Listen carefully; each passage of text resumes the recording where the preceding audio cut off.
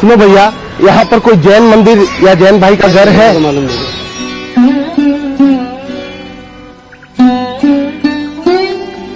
सुनो भैया, यहाँ पर कोई जैन मंदिर या जैन भाई का घर है? ये है ना गुरुजी जैन भाई का घर। धन्यवाद।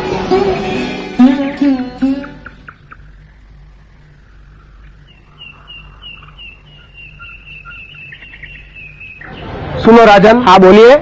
मैं एक धर्म गुरु जैन यति हूँ। तो आपके सेठ जी घर में है? हाँ वो घर में है, मगर वो साधु संतों से नहीं मिलते। मगर क्यों राजन? उन्हें उनसे नफरत है। फिर भी एक बार अगर आप मुझे मिलवा देते तो बड़ी कृपा होती। अगर आप जिद कर ही रहे हैं तो रुकिए, मैं पूछ कर आता हूँ। धन्यवाद। फिर क्या हुआ? फिर चमकागी। सेठ जी बाहर एक जैन संत खड़े हैं जो आपसे मिलना चाहते हैं। कह दो मैं घर में नहीं हूँ। लेकिन मैंने तो कह दिया आप भीतर ही है। क्यों खोपड़ी खराब करता है रे? चल।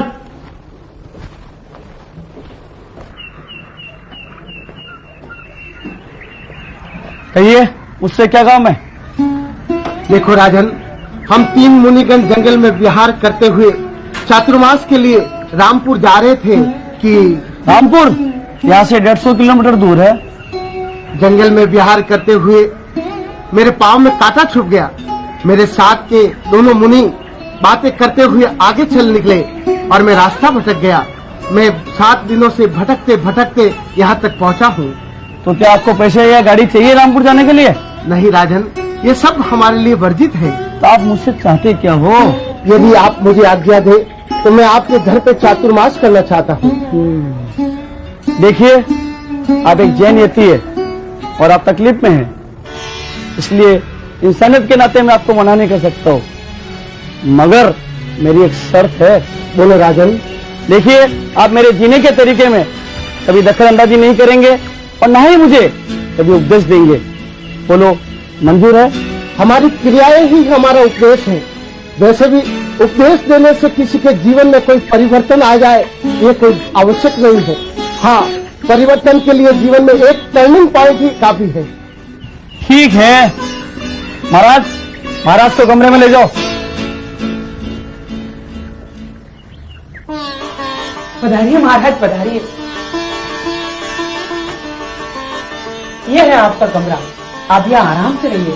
और हाँ, हमारे शेठ जी की बातों का बुरा नहीं मानना, वे दिल के बड़े ही अच्छे हैं, मगर उन्हें धर्म में जरा भी रुचि नहीं है। मगर क्यों राजन? बचपन में हमारे शेठ जी ऐसे नहीं थे।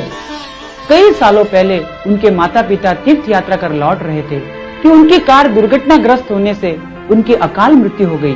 तीर्थ यात्रा करने के बाद भी ऐसी दर्दनाक मौत से हमारे सेठ जी को धर्म से नफरत हो गई। कर्म थारी गति न्यारी, कर्म थारी गति न्यारी। खैर छोड़िए महाराज, अब ये बताइए मैं आपके लिए भोजन में क्या क्या बनाऊं? देखो राजन, जैन साधु इस तरह से आदेश नहीं दिया करते।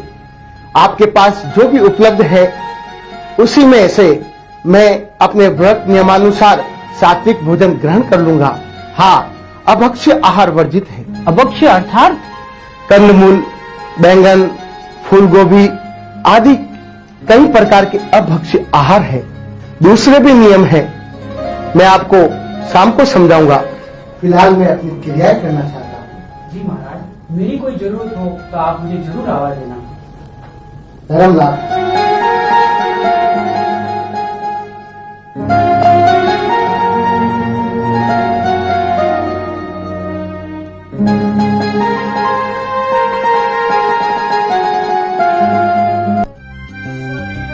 मस्त तू चीज बड़ी है, मस्त मस्त। सेठ जी ये क्या कर रहे हैं आप? क्यों बे, क्या हुआ? महाराज ने संथारा कर लिया है। तो तूने क्यों करने दिया? क्या कर लिया? संथारा मतलब महाराज सो गए हैं। अच्छा, संथारा।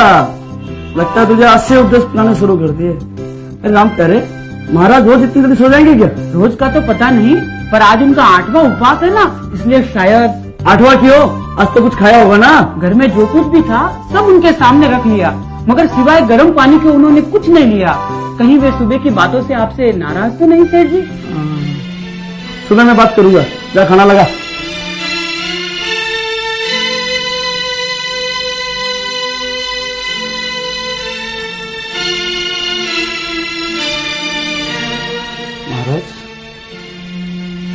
महाराज,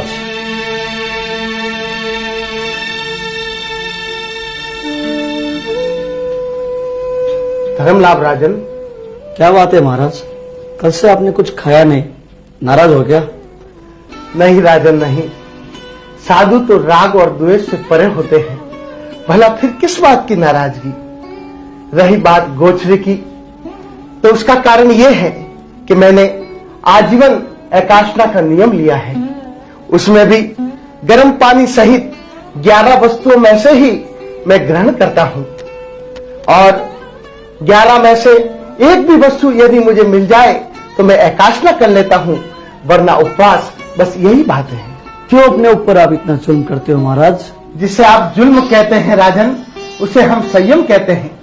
मोक्ष सुख प्राप्त करने के लिए वितराग परमात्माओं द्वारा बताया यह सिद्ध व उत्तम मार्ग है। जो सुख संसार में था उसे तो आपने त्याग दिया, और जो सुख आपने देखा ही नहीं उसकी कल्पना में ही इतने सारे दुख उठा रहे हो। मेरी तो समझ के बाहर है ये सब। राजन, संसार के सारे सुख तो असल में दुख के मुखौटे हैं, मगर आप तो समझना ही नहीं चाहते हैं, इसलिए आपकी समझ से बाहर है। यदि आप समझना चाहें तो हर प्रश्न का उत्तर भी है। आप भूल जाइए कि मैं कभी व्रत नियम वगैरह लूंगा। मैं इन वैध बातों को नहीं मानता। कंदमूल मत खाओ, उपवास करो, ये सब फिजूल की बातें हैं। ये बातें कहीं और सुनने नहीं मिलती। आप नहीं मानेंगे क्योंकि आपकी आंखों पर तो अज्ञानता का पर्दा है।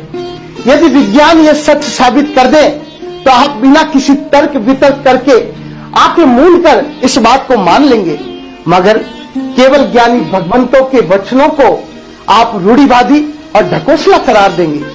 यदि डॉक्टर आपको कहे कि आलू मत खाइए, उससे गैस हो जाती है। यदि डॉक्टर आपको कहे कि मोटापा घटाने के लिए आप उबाला हुआ खाइए, घी और तेल का त्याग कर दीजिए, तो आप कर लेंगे, मगर वर्ष में 2 बार आप एमबी करने की जहमत नहीं उठाएंगे। यदि डॉक्टर आपको कहे कि सारी बीमारियों से बचने के लिए उबाला हुआ पानी पीजिए, तो आप पिएंगे, मगर जीव हिंसा से बचने के लिए आप ऐसा कर्म नहीं करेंगे। यदि डॉक्टर आपको कहे कि नंगे पांव मॉर्निंग वॉक के लिए जाइए, तो आप जाएंगे, मगर नंगे पांव किसी मंदिर में जाकर परमात्मा की पूजा करने का कष्ट नहीं करेंगे। यदि डॉक्टर आपको कहे कि शरीर की तंत्र क्रिया को आराम देने के लिए कुछ भी मत खाइए या थोड़ा कम खाइए, तो आप मान जाएंगे, मगर अपनी आत्मा के कल्याण के लिए एक एकाष्ठा या एक उपवास नहीं करेंगे। देखो राजन, जैन धर्म भी एक विज्ञान है। हमारे तीर्थंकरों ने किसी प्रयोगशाला में बैठकर माइक्रोस्कोप से परीक्षण नहीं किए, बल्कि उन्होंने स्वयं अपने पर प्रयोग किए, आत्म मंथन किया, चिंतन किया, और अपनी केवल ज्ञानी नजरों से शरीर, आत्मा और समाज को कुछ नया विषय दिया, कुछ नई बातें दी, जो आज जन जन के लिए कल्याणकारी साबित हो रही है। आज विदेशों में जैन तत्व ज्ञान में मौजूद फिजिक्स, ज्योग्राफी, एस्ट्रोनॉमी, बायोलॉजी व गणित आदि कई विषयों पर शोध करके विज्ञान ने कई बातें साबित भी कर ली है। कई विदेशी छात्र जैनोलॉजी पर पीएचडी की डिग्रियां लेने कतार में खड़े हैं, मगर आपने कितनी सहजता से कह दिया कि मैं इसे नहीं मानता, ये सब व्यर्थ है।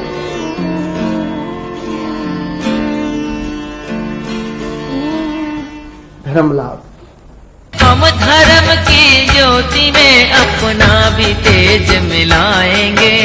वीर की वाणी का अमृत जन जन को पिलाएंगे। जन्मों से जैनों को हम कर्मों से जैन बनाएंगे। कर्मों से जैन बनाएंगे।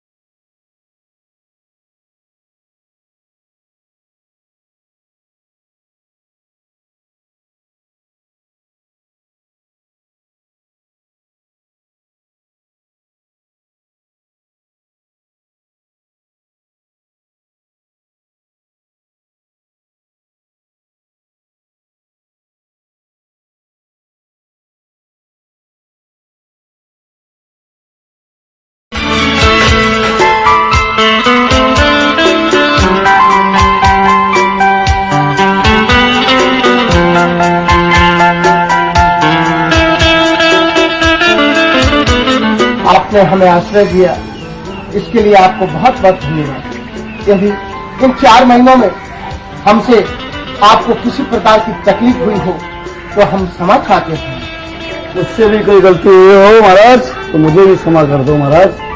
धर्मलाल, मुझे भी क्षमा करना महाराज। धर्मलाल, देखो राजन, इन 4 महीनों में मैंने आपको कोई उपदेश नहीं दिया। यदि आप कुछ सुनना चाहते हैं तो जाते जाते मैं आपको कुछ कहना चाहता हूँ। ठीक है, कहिए। देखो राजन, मानव भाव बहुत दुर्लभ है, उसमें भी जैन कुल तो लाखों में एक को मिलता है। एक बार, बस एक बार अपनी आत्मा की गहराई में जाकर सोचो कि आपकी अपनी मान्यताएं क्या है और केवल ज्ञानियों की मान्यताएं क्या है। जिस दिन इस बात को तुम सोच लोगे, सचमुच में आप अपने जीवन को सार्थक कर दोगे। ठीक है, सोचूंगा महाराज। काम कर रहे महाराज को अगले गांव तक छोड़ के आओ। धर्मलाल,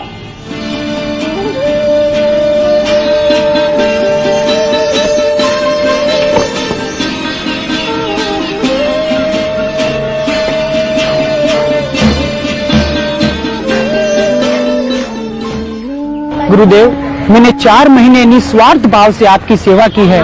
कृपया जाते समय मुझे कुछ ऐसा दे जाइए जो आपकी याद बनकर हमेशा मेरे पास रहे। देखो राजन, हम तो संत हैं, हम तुम्हें क्या दे सकते हैं। हाँ, मैं तुम्हें या तो दीक्षा दे सकता हूँ या धर्मलाभ। बोलो तुम्हें क्या चाहिए। महाराज, दीक्षा तो मैं ले नहीं सकता, परंतु मुझे ऐसा धर्म लाभ ही दे दीजिए जिससे मेरा कल्याण हो जाए। अच्छा ठीक है, ये पकड़ो। देखो राजन, मैं तुम्हें ये धर्म मित्र देता हूँ। ये धर्म मित्र जन्मों जन्म तक तुम्हारा कल्याण करेगा, ये तुम्हें मुक्ति भी दिलाएगा, ये तुम्हारा हरदम साथ निभाएगा। परंतु इस धर्म मित्र का क्या तुम साथ निभा पाओगे या बीच में ही छोड़ दोगे। गुरुदेव, आप मुझे इतनी बड़ी चीज दे रहे हैं। कल ही मैंने लॉटरी की टिकट खरीदी थी। आपके चरणों की सौगंध गुरुदेव, अब मैं कभी लॉटरी की टिकट नहीं खरीदूंगा, बल्कि अपने पुरुषार्थ पर ही भरोसा करूंगा। धर्म लाभ, तुम्हारा कल्याण हो। अब मैं विहार करता हूँ। चैया चैया चैया चैया चल, चैया चैया चैया चैया, ये चैया चैया चैया चल। मेरी लॉटरी लग गई सेठ जी, मेरी लॉटरी लग गई, मेरी लॉटरी लग गई, मेरी लॉटरी लग गई, मेरी लॉटरी लग गई सेठ जी, मेरी लॉटरी लग गई, मेरी लॉटरी लग गई सेठ जी। पागल हो गया, क्यों चिल्ला रहा है? सेठ जी, मेरी लॉटरी लग गई, अब मैं करोड़पति बन गया। सच? मुझे तो विश्वास नहीं हो रहा है। मुझे भी विश्वास नहीं हो रहा, आश्चर्य हो रहा है। लगता है महाराज के मंत्र ने अपना प्रभाव दिखाई दिया। मंत्र का? अरे कौन से मंत्र का? महाराज ने जाते समय मुझे एक कल्याणकारी मंत्र दिया था, उसी का। महाराज को आश्रय मैंने दिया, खाने पीने आदि का इंतजाम मैंने किया, और मंत्र देगे वो तुझको। सुना कौन सा मंत्र वो? ये लो। नमो हरिहंतानम। अरे पगले, ये तो अधूरा है। मैं तो कोई दूसरा मंत्र समझा था, और ये तो मुझे पूरा आता है। ले सुन।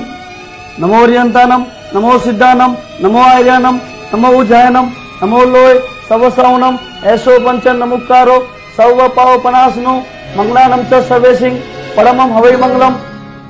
अरे वाह सेठ जी, आपको तो पूरा मंत्र याद है, मगर क्या फायदा। सेठ जी, अब तो जागिए, अब तो सुधरिए और सोचिए कि ये घटना किस ओर इशारा कर रही है। सोचिए कि जब जैन धर्म की इस एक पंक्ति में इतनी बड़ी शक्ति है तो संपूर्ण जैन धर्म की महिमा क्या होगी।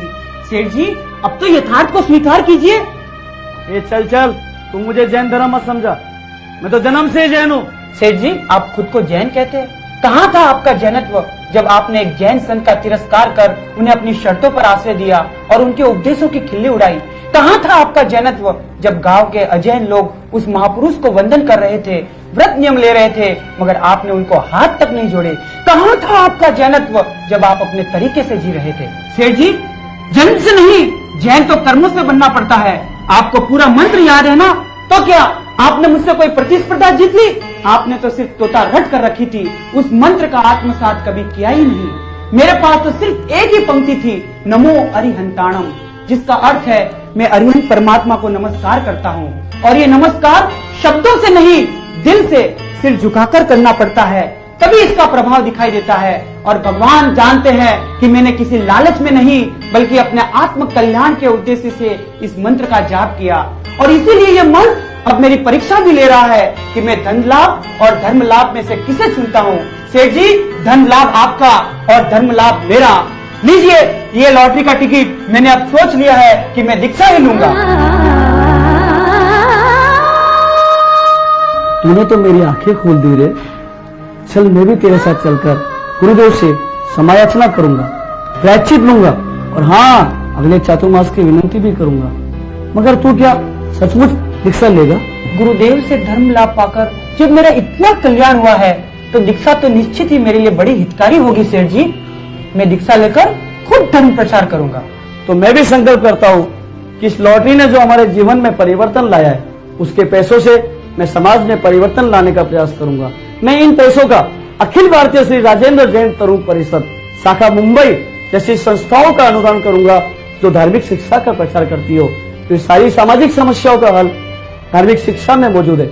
यह सत्य अब मैं जान चुका हूँ, क्योंकि आज के दिन से ही मेरे जीवन में टर्निंग पॉइंट आ चुका है। क्या आप भी अपने जीवन में टर्निंग पॉइंट की राह देखेंगे या आज के ही दिन को टर्निंग पॉइंट मानकर